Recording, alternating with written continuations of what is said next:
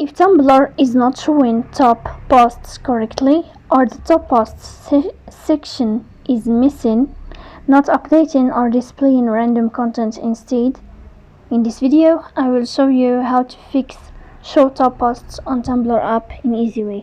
The first thing you have to do is to go to Tumblr.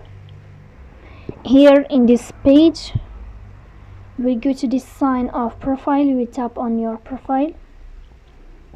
Then we'll move to settings, we click on settings. Here in this window, you will scrolling down until you find this sign here or this feature, and you click here to enable or to fix this problem of show top posts as you see on Tumblr app.